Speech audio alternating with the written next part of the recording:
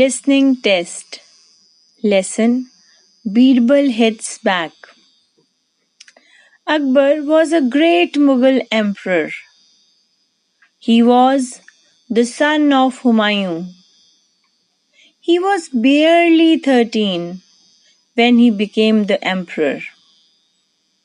He is popularly called Akbar the Great.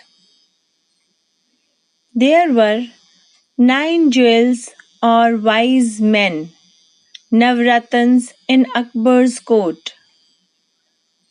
Birbal was the wisest of them. He was Akbar's favorite. We must get rid of Birbal somehow. A wicked minister said to his friend one day,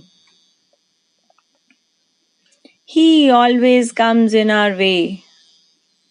Let us think of a plot to kill Birbal," said the wicked minister. They hatched a plot to kill Birbal.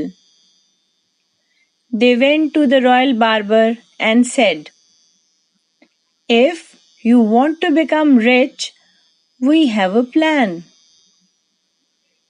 The next time you go to cut the king's hair, tell him that you had a dream, that you saw the king's father and grandfather in heaven, that they looked very sad and wanted Birbal's company in heaven for 6 months."